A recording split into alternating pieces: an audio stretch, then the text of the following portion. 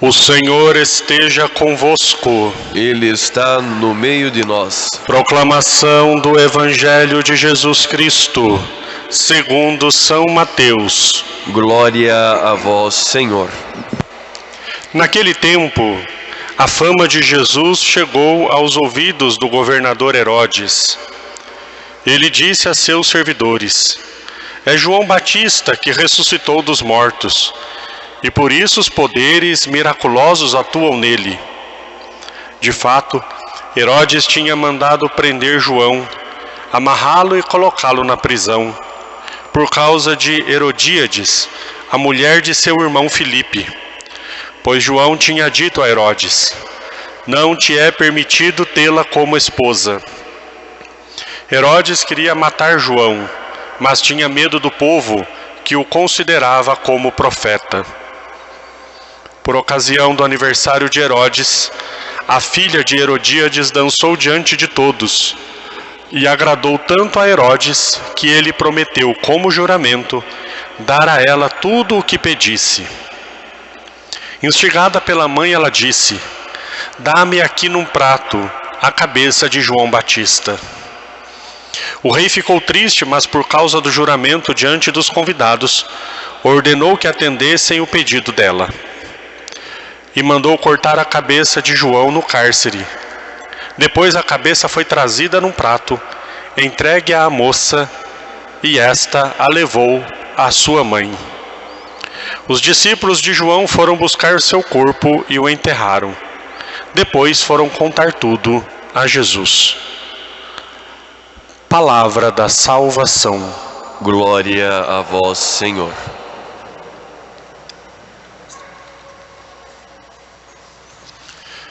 Ó Maria concebida sem pecado, Rogai por nós que recorremos a vós. em nome do Pai, e do Filho, e do Espírito Santo. Amém. Meus queridos irmãos e irmãs, nós celebramos hoje a memória de Santo Inácio de Loyola. Ele foi o fundador dos jesuítas, aquela congregação que tanto ajudou na evangelização e de um modo muito especial da nossa evangelização. Os missionários jesuítas vieram ao Brasil e nos transmitiram com tantas dificuldades, com tantos impedimentos, né, naturais e sobrenaturais. Eles nos anunciaram o Evangelho. Nós temos o nosso santo aqui, São José de Anchieta, que era jesuíta. Enfim, foi uma congregação que, de fato, ajudou muito na evangelização.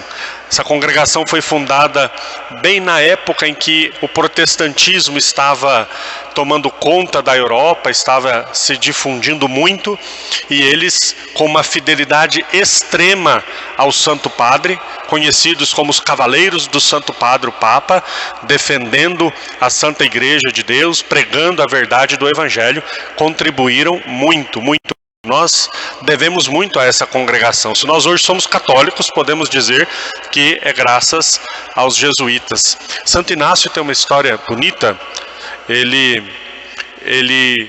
A conversão dele é uma história muito bonita, porque ele, na verdade, nunca viveu uma vida de pecados, assim, não era uma pessoa afastada de Deus, mas ele tinha os seus próprios planos e próprios ideais, né? Ele tinha o sonho de se tornar um grande cavaleiro, ele tinha o sonho de se casar, e numa enfermidade, numa guerra, ele foi ferido, e numa enfermidade, ele, procurando livros para ler, livros de cavaleiros, de grandes feitos, de homens, na verdade, não tinham livros assim onde ele estava, e deram a ele livros dos santos, histórias de santos, e a história, claro, o Evangelho de Nosso Senhor Jesus Cristo. E naqueles homens e mulheres que chegaram à santidade, ele encontrou mais honraria e mais determinação e mais bravura do que nas histórias dos grandes cavaleiros que ele conhecia, e ele percebeu que a grande empreitada de um homem, na verdade, a maior honraria de um homem é a santidade. E ali então inicia um caminho de santidade na vida de Santo Inácio. Vejam bem como os santos são para nós modelos e faróis luminosos que nos ajudam também a nós buscarmos a nossa santidade, né? Tem gente que banaliza muito a história dos santos, banaliza muito o testemunho dos santos, mas de fato são grandes exemplos para nós, grandes exemplos. Eu sempre digo isso e tenho que insistir sempre: devoção a um santo é um comprometimento com aquilo que aquele santo viveu. É claro que nós não vamos viver exatamente como aquele santo, porque Deus constrói uma história para cada um de nós, né? Eu não sou igual ao santo a quem eu sou devoto, mas a vida daquele santo deve ser para mim um grande modelo, né? Eu tomo muito como exemplo a nossa querida Santa Rita, no qual aqui nós temos uma devoção muito bonita e muito grande.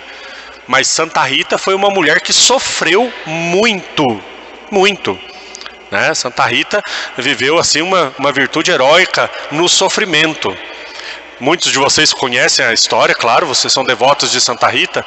Então Santa Rita foi casada, o marido foi assassinado, os filhos queriam vingar a morte do marido, os filhos dela queriam vingar a morte do pai, e ela rezou a Deus e disse: se for para os meus filhos cometerem um pecado mortal, é melhor que o Senhor os leve. Olha o que uma mãe diz, hein?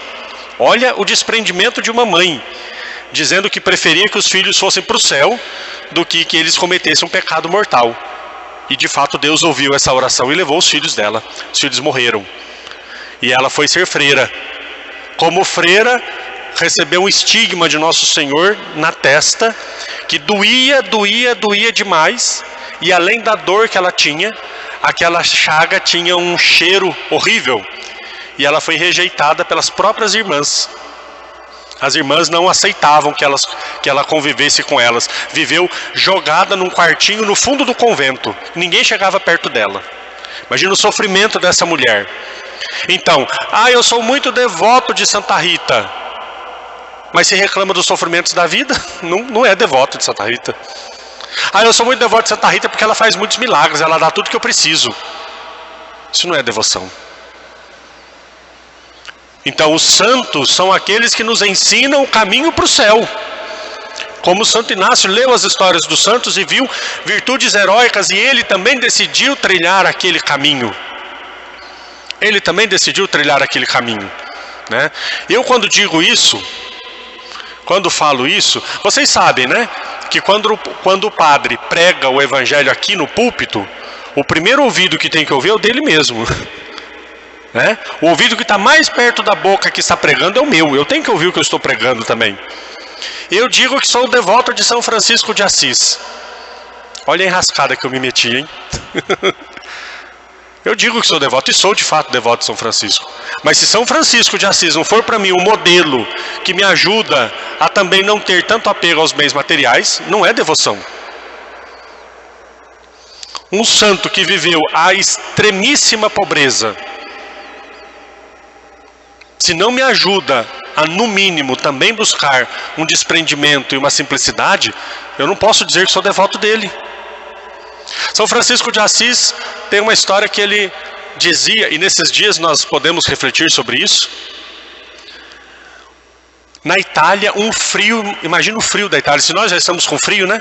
Imagina o frio da Itália no inverno, porque no verão é quente, mas no inverno.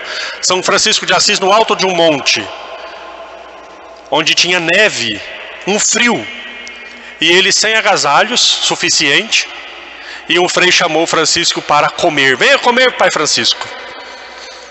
Ele disse: meu filho, enquanto houver neste mundo pessoas com frio e com fome, eu não posso me dar ao luxo de estar quentinho, agasalhado e saciado.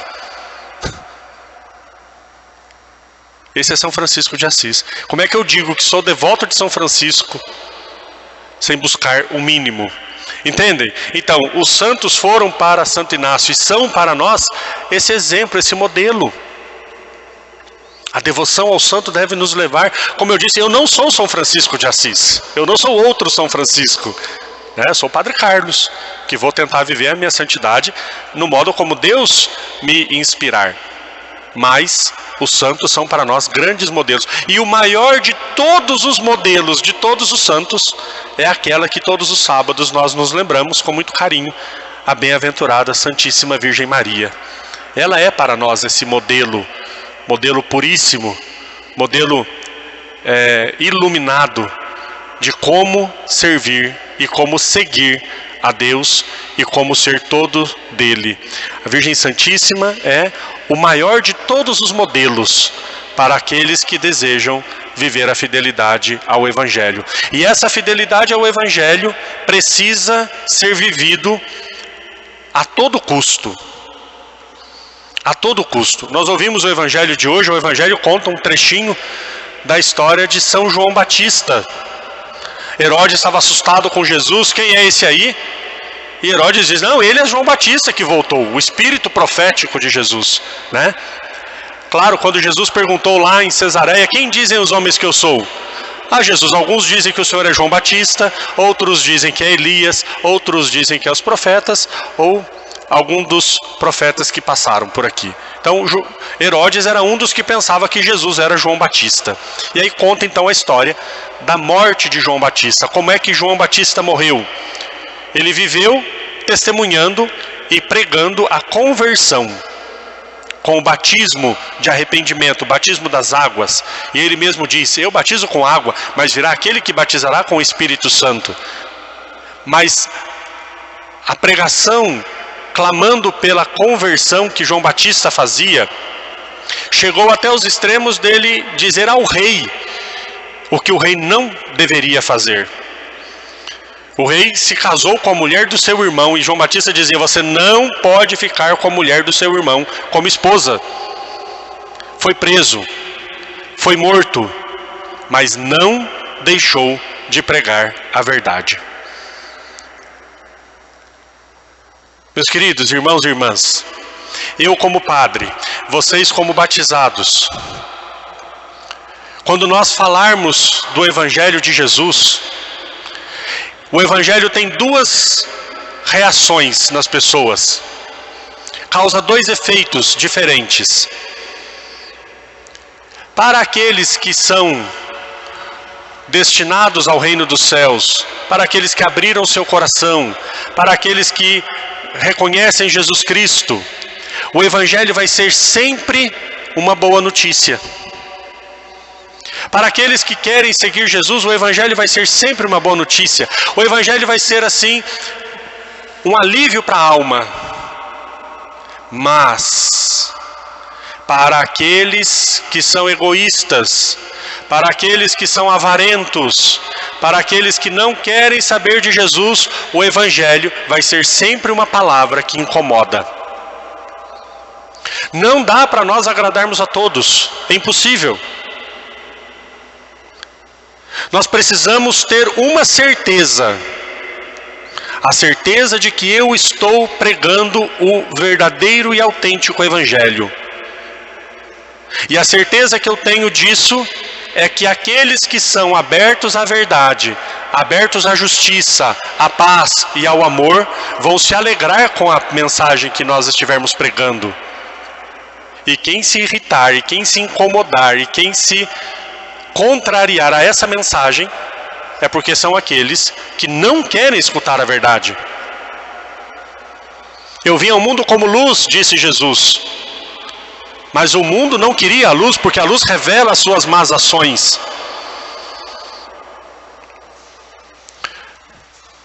Deixa eu contar um segredinho para vocês. Quando algumas pessoas se irritarem com vocês, por aquilo que vocês estão fazendo por causa do Evangelho, fiquem felizes. Fiquem felizes. Porque é o melhor sinal de que vocês estão sendo fiéis a nosso Senhor Jesus Cristo. Quando se incomodarem demais com a pregação da justiça, da paz, do amor, se alegrem, porque é a certeza de que vocês estão anunciando o verdadeiro Jesus. Jesus foi rejeitado, João Batista foi rejeitado, e se nós pregarmos o verdadeiro Evangelho, haverá pessoas que também vão nos rejeitar, mas graças a Deus haverá muitos que vão se alegrar, que vão se beneficiar com essa doce palavra que cai no nosso coração e reanima as nossas forças para nós buscarmos Jesus. O Evangelho tem que ser pregado, o Evangelho tem que ser vivido. Aí alguns dizem para mim: padre, você está falando isso, mas você é tão pecador. Claro que eu sou pecador, por isso que eu não estou falando de mim, eu estou falando de Jesus. Eu não sou nada, mas Jesus é tudo. Por isso que eu prego a Ele, por isso que eu anuncio Ele, acima de tudo e acima de todos. Que Deus nos abençoe e que, com a força desses santos que nos precederam, que também sofreram para pregar o Evangelho, nós tenhamos a coragem de anunciar Jesus com toda a ousadia e com toda a alegria. Louvado seja nosso Senhor Jesus Cristo. Para sempre seja louvado.